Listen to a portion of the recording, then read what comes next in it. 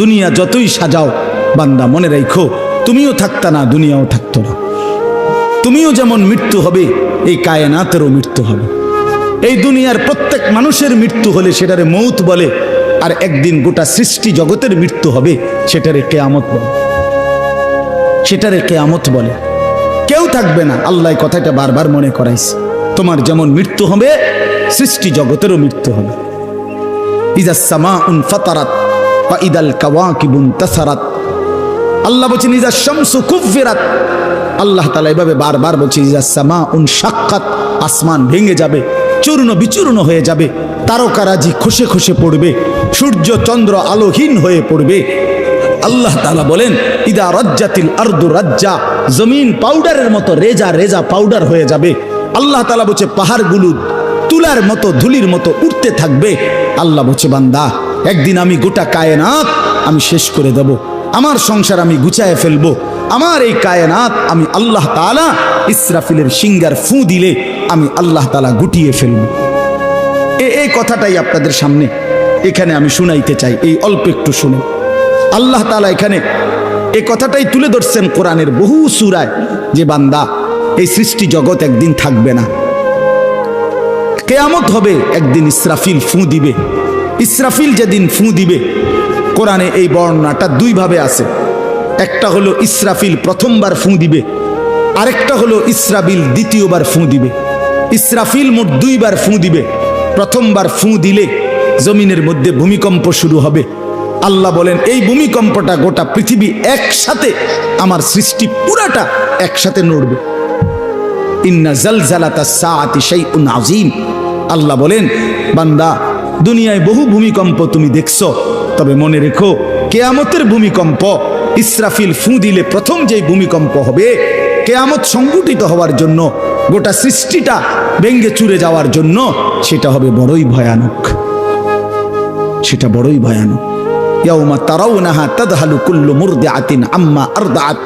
কোরআন শরীফে আছে এই প্রথম ভূমিকম্প যখন শুরু হবে জমিনে, ইসরাফিলের ফু শুরু হবে, সব কিছু যখন ভাঙতে শুরু করবে, আল্লাহ তাআলা বলেন যে মা তার দুধের বাচ্চা কোলে দুধ খাওয়াচ্ছিল, ওই মা সন্তানকে ছুঁড়ে ফেলে দিয়ে পাগলের মতো ছুটতে থাকবে। ওয়াতাদাউ কুল্লু যাতি হামলিন হামলাহা, যে মায়ের পেটের বাচ্চা 10 মাস পূর্ণ হয়ে গেছে, এই আর ঘন্টা 2-4 ঘন্টা পরে বাচ্চাটা প্রসব হবে।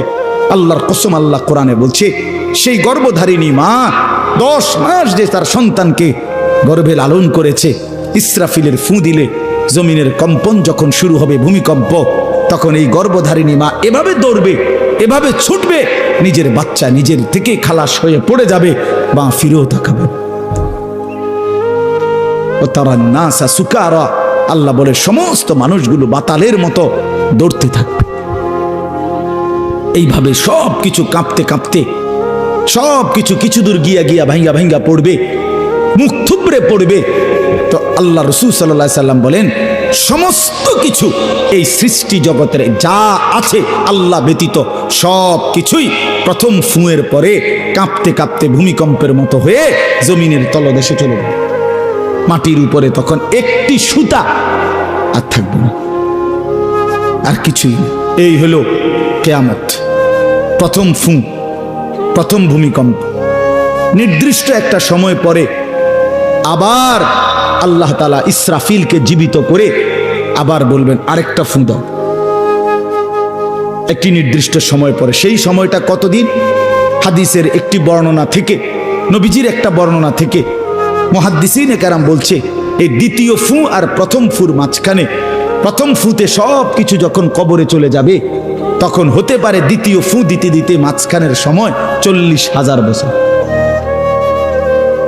আমার বন্ধু, আমার বাপ, আমার ভাই, রাত হইছে, কষ্ট সবাই করতেছেন, এতটুকু তো ভাবেন সর্বশেষ যেই লোকটা কবরে যাবে, শেষ হতে পারে তাকে কবরেই থাকতে হবে 40,000 বছর। তো এখন যারা মরছে, এখন যারা মরতেছে, তারা কবরে আছে আজকে কত বছর? নবীজি সাল্লাল্লাহু আলাইহি সাল্লামের জামানায় যারা মারা গেছে, তারা আজকে কতদিন কবরে? ওই নূহ আলাইহিস সালামের জামানায় যারা মারা গেছে, তারা আজকে কতদিন কবরে? ভেবে দেখেন। আচ্ছা, এই শেষ লোকটাই যদি 40,000 বছর থাকতে হয়, আর যদি কবরের আযাব হয়, তার কি পরিমাণ কষ্ট পাবে সে, কি পরিমাণ কষ্ট পাবে। আল্লাহ রাসূল সাল্লাল্লাহু আলাইহি সাল্লাম বলেন, কবরের প্রথম শাস্তিটা কি? কোন ব্যক্তি যখন কবরের প্রশ্নের জবাব দিতে পারবে না, তখন আল্লাহর পক্ষ থেকে ফেরেশতাদেরকে বলবে, কাযাবা আব্দি, আমার বান্দা মিথ্যা বলেছে। ফাআফরিশুহু মিনান নার ওয়ালবাসুহু মিনান নার ওয়াফতাহু লাহু বাবান ইলান নার। আল্লাহ বলবে ফেরেশতাদেরকে, ফেরেশতারা আমার এই নাফরমান বান্দার কবরের মধ্যে জাহান্নামের বিছানা বিছিয়ে দাও, আগুনের পোশাক পরিয়ে দাও, আর জাহান্নাম বরাবর তার জন্য একটা দরজা খুলে দাও। এরপরে নবীজি বলছেন, ফেরেশতারা এই ব্যবস্থাপনা করে, আল্লাহর কসম বাফ, নবীজি বলছেন ফেরেশতারা যখন চলে যাবে, এই আগুনের বিছানা বিছাইয়া, আগুনের পোশাক পরাইয়া, আর জাহান্নামের দরজা খুলে দিয়ে যখন কবরে রেখে এই নাফরমানকে রেখে যাবে, তখন আল্লাহ নবী সাল্লাল্লাহু আলাইহি সাল্লাম বলেন, প্রথম মুহূর্তেই ফেরেশতা চলে যাওয়ার সাথে সাথে মাটি ডান দিক থেকে এই নাফরমানকে একটা চাপ দিবে, বাম দিকে ডান পাশের হাড্ডি পাঁজর ভাঙ্গা বাম দিকে চলে যাবে। বাম দিকের মাটি ডান দিকে চাপ দিবে, তো বাম দিকের হাড্ডি পাঁজর ভাঙ্গা ডান দিকে চলে আসবে। আল্লাহ আমাকে মাফ করে দেন। আল্লাহুম্মা ইন্নী আউযু বিকা মিন আযাবিল কবর।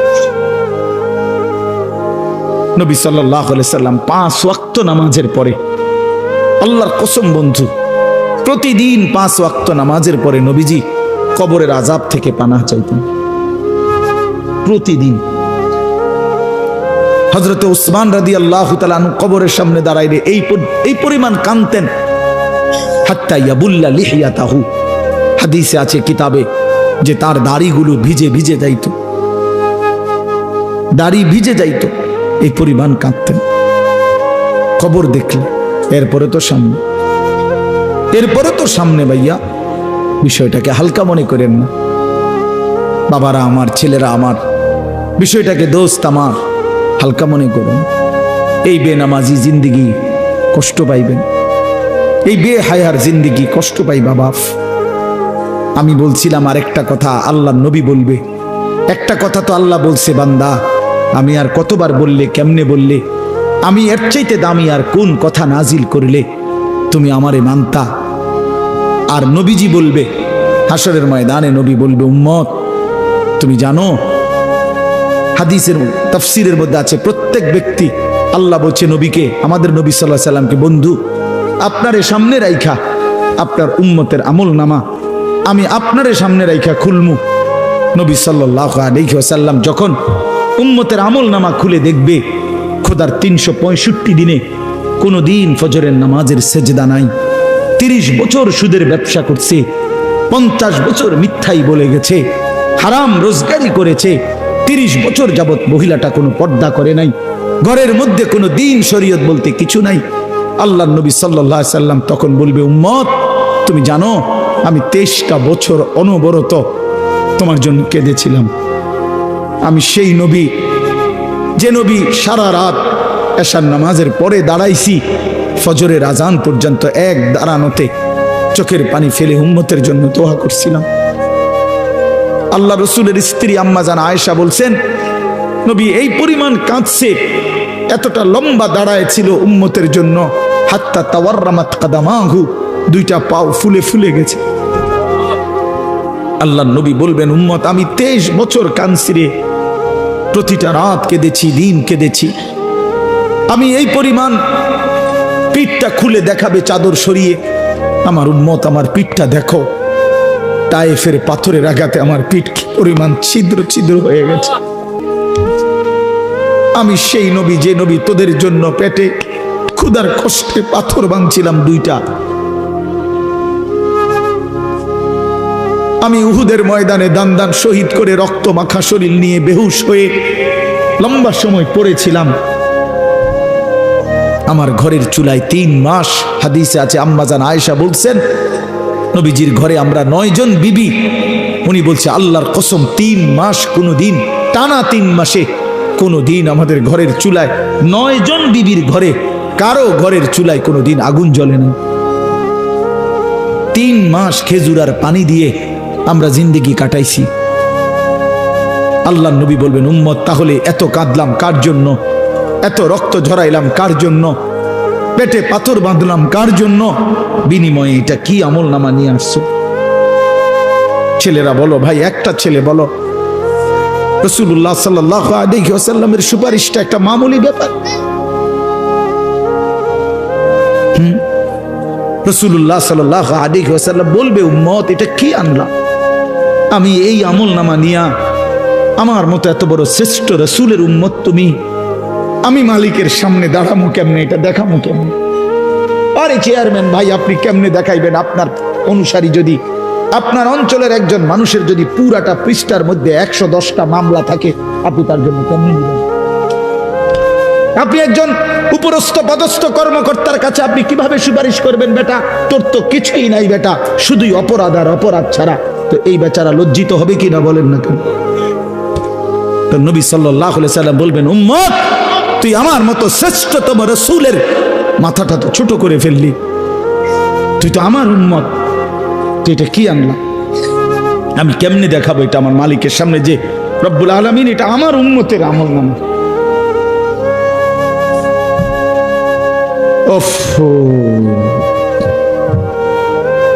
চলেন ভাই,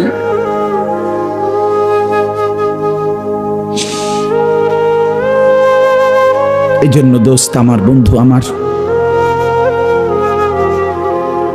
আমি দিবানিশি এই চিৎকার চেঁচামেচি করি, এই আহাজারি আমার অনেক দিনের। মুসলমানের সন্তান ফিরবে, নওজওয়ানরা ফিরবে, মুসলমানের যুব সমাজ নামাজ পড়বে, আল্লাহরে চিনবে, এটাই আমার স্বপ্ন, এ আমার দিলের তামান্না। কারো প্রতি আলহামদুলিল্লাহ এখন আর দিলে শত্রুতা রাখি না, কারো বিরোধিতা, কারো প্রতি হিংসা করার কোনো সময়ও নাই, বিশ্বাস করেন, একদম সময় নেই, সময়ই তো না। আমি জুমার নামাজ পড়াইছি ঢাকা মোহাম্মদপুর আদাবর, আমার জুমা, ওইখান থেকে আমি জুমার পরে রওনা দিয়া মাগরিবের পরে রোয়াচালা বয়ান করছি, এশার একটু পরে ওই মুসাগারা বয়ান করছি, এরপরে এখানে এসে বয়ানে বসছি, শুধু অজু করছি, শুধু অজু, শুধু সময় বাঁচানোর জন্য মসজিদের খানাটা খাই নাই, হোটেলে, পথের একটা হোটেলে মদনপুর পার হয়ে আইসা অল্প কয়টা ভাত খাইছি। এটা বলার উদ্দেশ্য হলো কেরামতি বুজুর্গি বুঝানো না, আল্লাহর কসম বুঝানো হইল এই কথার ফিকির যে কাউরে প্রতিপক্ষ ভাববার কোনো দরকার নেই, কোনো দরকার নেই। আল্লাহ আমাদের সবাইকে বুঝ দান করেন। প্রতিটা ছেলের প্রতি আমার অনুরোধ, বাবা তুমি নষ্ট হইও না, তুমি বরবাদ হইও না। এক বন্ধুর খপ্পরে পইরা, একটা সামান্য মোবাইলের খপ্পরে পইরা, একটা দুষ্ট নারীর খপ্পরে পড়ে, মেয়ের খপ্পরে পড়ে চরিত্রহীন হইও না, চরিত্রহীন। আল্লাহ তাআলা মানুষকে যেই চাহিদা দিছে সেটা পূরণের বৈধ ব্যবস্থাও দিছে। মানুষকে আল্লাহ তাআলা তৃষ্ণা দিয়েছেন, তো তৃষ্ণা নিবারণের জন্য পবিত্র হালাল পানীয় আল্লাহ তাআলা দিয়েছেন। মানুষকে আল্লাহ তাআলা ক্ষুধার চাহিদা দিয়েছেন, তো হালাল খাবারও আল্লাহ তাআলা দিয়েছেন। তো মানুষের লজ্জাস্থানের যেই চাহিদা, শাহওয়াত, যৌন চাহিদা, এটা আল্লাহ তাআলা দিয়েছেন, তো এটা পূরণের জন্য হালাল স্ত্রী আল্লাহ প্রত্যেক পুরুষের জন্য ব্যবস্থাও রেখেছেন। কেন নষ্ট হইবে? চরিত্রহীন হইবা কেন? উলঙ্গ ছবি আর নর্তকীর পিছনে জীবন শেষ করে দিবা কেন? কি দুঃখে বন্ধু নষ্ট হইলা বলো? অনেক ছেলে তো এখানে বসছো মাশাআল্লাহ, কিন্তু অনেক ছেলের চেহারা দেখলেই বোঝা যায় ভাইয়া নামাজ পড়ো না, চেহারায় সেজদার চিহ্ন নাই দোস্ত আমার, চিহ্ন নাই। আল্লাহ আমাদেরকে মাফ করে দেন। তো আল্লাহ তাআলা বলেন ইসরাফিলকে আল্লাহ দ্বিতীয়বার উঠাবে, উঠাইয়া বলবে ইসরাফিল আবার ফুঁ দাও। এ আবার ফুঁ দিলে এবার আবার জমিন কাঁপতে শুরু করবে দ্বিতীয়বার। তো প্রথমবার ফুঁ দেওয়াতে জমিন কাঁপতে কাঁপতে সব কিছু কই গেছিল? নিচে, মাটির নিচে। মাটির উপরটা কি খালি, ফাঁকা না? এইবার দ্বিতীয়বার যখন ইসরাফিল ফুঁ দিবে, মাটি কাঁপতে কাঁপতে ভূমিকম্প শুরু হলে এবার জমিনের সমস্ত কিছু ভিতরে যেগুলো ছিল সব কিছু জমিনের উপরে উঠে আসবে, একেবারে একটা সুতা সহ। গরু, ছাগল, মানুষ, জিন, স্বর্ণ, রৌপ্য, হীরা, মণি, মুক্তা, জহরত, সব সব সব, শুধু মানুষ না, একেবারে সব কিছু, একেবারে আদম আলাইহিস সালামের জামানা থেকে ইসরাফিলের ফু পর্যন্ত যত কিছু মাটির তলে গেছে সব মাটির উপর উঠে আসে।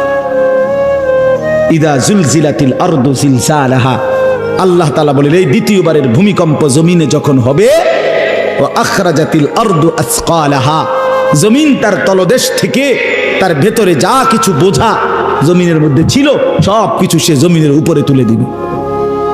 তুলে দিলে তখন তাফসীরের মধ্যে আছে এই যে স্বর্ণ, রৌপ্য, মণি, মুক্তা, টাকা পয়সা, হীরা, জহরত, অর্থ সম্পদ, এগুলোর স্তূপ থাকবে। আশ্চর্য কথা শোনেন, সরাসরি হাদিসে আছে, নবীজি বলছেন এই স্বর্ণ, রৌপ্য, মণি, মুক্তাগুলো তখন আল্লাহর কুদরতে কথা বলবে। এইগুলা, এই অর্থ সম্পদগুলা, মানুষের যে অর্থ সম্পদ, এগুলো কথা বলবে। কি কথা বলবে? চোরেরে ডাক দিবে, আইনা সারিক, এই চোর, এদিকে বাটফার, এদিকে এই সম্পদের জন্য চুরি করেছিলি, আজ যা দরকার নেই। আইয়ুহাল কাতি, এই ডাকাত, এদিকে, এখান থেকে নে, এই সম্পদের জন্য ডাকাতি করছি, নে এখন নে। সরাসরি হাদিস আছে, রাসূলুল্লাহ সাল্লাল্লাহু আলাইহি ওয়াসাল্লাম বলছেন এই অর্থ সম্পদ ডাক দিয়া বলবে, হে আত্মীয়তার সম্পর্ক ছিন্নকারী বেঈমান, এদিকে, এই সম্পত্তির জন্য আপন ভাইকে বঞ্চিত করছিলি, আপন চাচাকে বঞ্চিত করছিলি, আপন ভাতিজারে বঞ্চিত করছিলি, এর জন্যই আত্মীয়তার সম্পর্ক ছিন্ন করেছিলি, এখন নে, যা লাগবে নে, হারাম কর এখন নে, সুদখোর কত টাকা দরকার তোর এখন নে। আল্লাহর কসম, মানুষ পাগল হয়ে যাবে, অবাক হয়ে যাবে। আর এটা কি? এই এরপরের আয়াত, ওয়াকালাল ইনসানু মা লাহা, লোকেরা বলবে এটা কি? আরে এটা কি কারবার? এগুলো কথা কয় কেমনে? এগুলো কয় কি? এগুলা মানুষ সব অবাক হয়ে যাবে, বলবে একে অপরে, মা লাহা, জমিনের কি হলো, এগুলোর কি হলো, এগুলো কথা বলছে কেন, এগুলো কি বলতেছে এগুলো? অর্থাৎ কেউ তো কিছুই নিবে না, নিবে কিছু, কথা বলেন না কেন কারো কোনো। তো এবার আল্লাহ বলেন ইয়াউমা ইদিন তুহাদ্দিসু আখবারাহা, আল্লাহ বলে বান্দা অর্থ সম্পদগুলো কথা বলছে দেখে অবাক হইলা, এখনো না দেখবা আসল খেলা, এখনো না দেখবা মেন খেলাটা, যে এখন দেখবা তোমার পায়ের নিচের জমিন, তোমার পুরা জিন্দেগির ভালো মন্দ সমস্ত কিছু তোমার সামনে আমি আল্লাহর সামনে বলে দিব। এখন শুনবো, এই জমিন তোমার ভালো মন্দ কথা বলবে। ইয়াউমা ইদিন তুহাদ্দিসু আখবারাহা, তোমার প্রতিটা মিনিট সেকেন্ড একাকী প্রকাশ্য, ঘরে বাহিরে, লোকালয়ে, আলোতে, অন্ধকারে, রাত গভীরে, দিনের আলোতে, তুমি যা ভালো করেছো তাও বলবে, তুমি যা মন্দ করেছো তাও বলবে। রাত গভীরে তাহাজ্জুদের নামাজ পড়ছিলা, এই জমিন এখন বলবে রাত গভীরে জিনা ব্যভিচার আর মদের আড্ডা, জুয়ার আড্ডায়, নারীর আড্ডায় পড়েছিলা, এটাও এখন বলবে। শুনবে, এখন শুনবে। তখন লোকেরা বলবে হায়, জমিন কেমনে কথা বলে, সম্পদ কেমনে কথা বলে। তো আল্লাহ বলেন বিআন্না রাব্বাকা আওহা লাহা, এজন্য বলে যেহেতু আল্লাহ তাআলা আদেশ করেছে। আল্লাহ আদেশ করলে তার গোটা সৃষ্টি কথা বলে।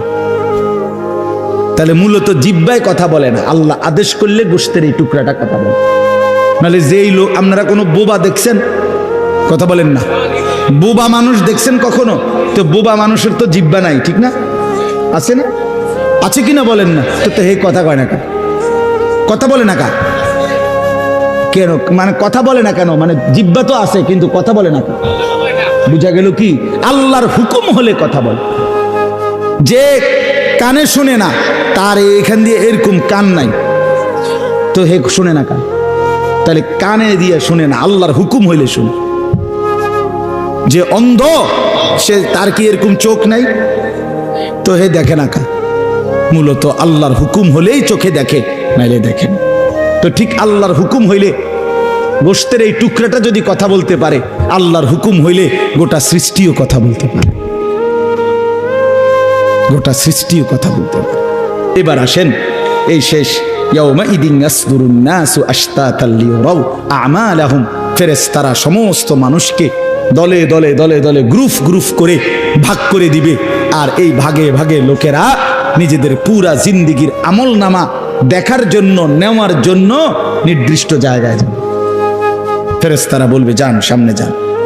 সামনে গেলেই আপনার আমলনামা আপনি আপনার হাতে পাবেন, আপনি পড়বেন, আপনি দেখবেন, যান ওইখানে ফাইল দিতেছে, যান সবাই যান।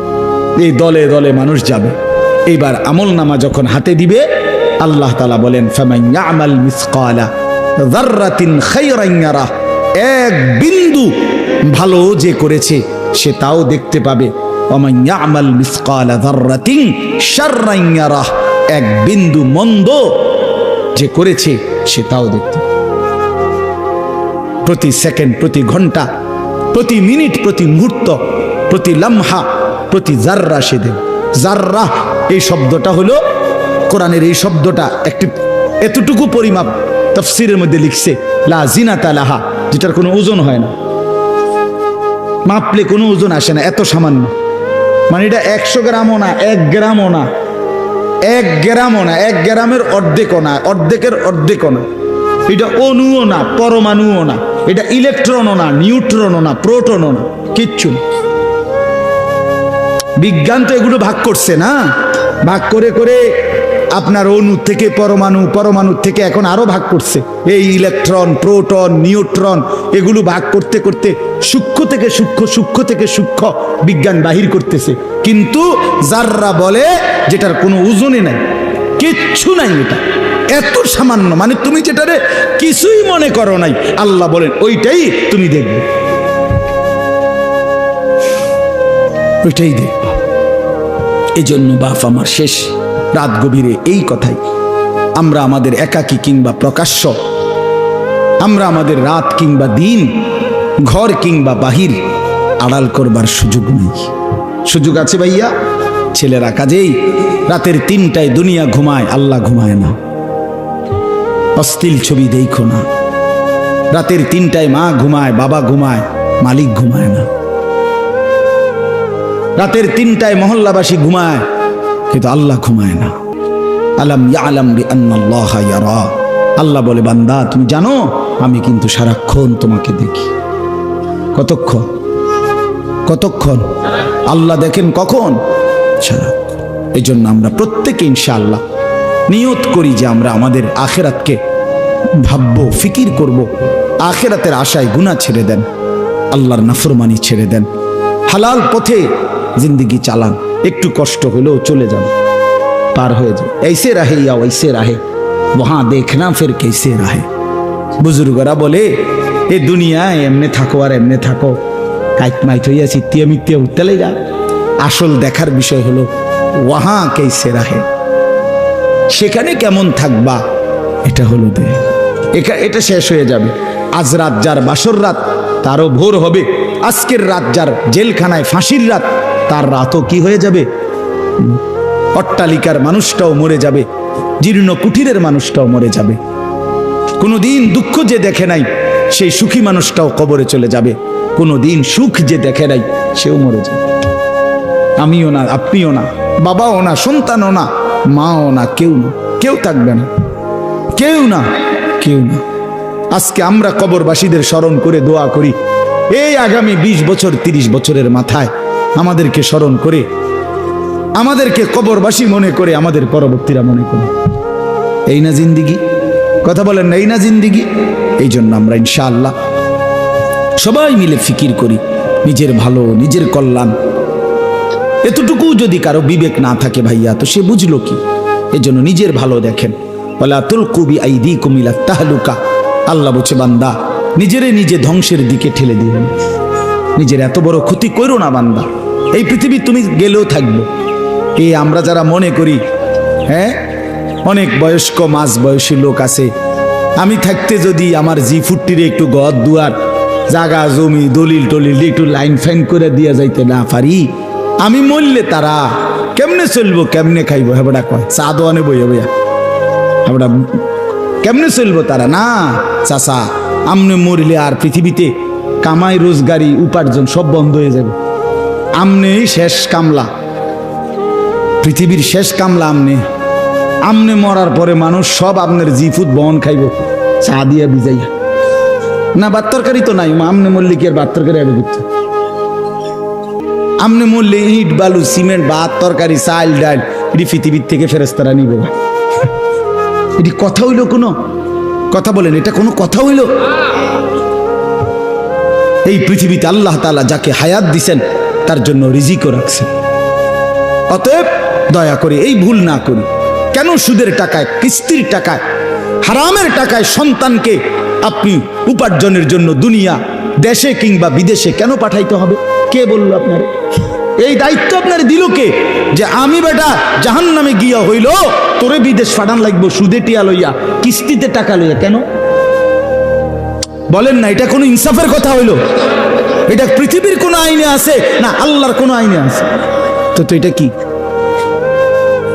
এটা হলো লুভি আমনে আবার কলজাটা খুললা চান আবার কলজার ভিতরে হলো লোভ এই জন্য আবার কিস্তি লইছে সুদ লইছে ফুতেরে টাকার মেশিন বানাইয়া পাঠাইছে বিদেশে যে তুই শুধু টাকা পাঠাইবি তোর চাচা জমি বেচবো তোর জেডায়ও জমি বেচবো উত্তর দিকের এন্দিয়া 10 শতক বেচবো হুঁচি টাকা রেডি রাখতে হবে নাই তো কি নাই তো কে বললো আপনারে হারামের মাধ্যমে আল্লাহর নাফরমানি করে স্ত্রী সন্তানের সংসার সাজাইতে এই সংসার সাজে না এই সংসার বরবাদ হয় আল্লাহ তাআলা আমাদেরকে বুঝ দান করেন চলেন হালালের উপরে চলি আল্লাহকে রাজি খুশি করে চলি 5 ওয়াক্ত নামাজের মাধ্যমে জিন্দেগি কাটাই বলেন আলহামদুলিল্লাহ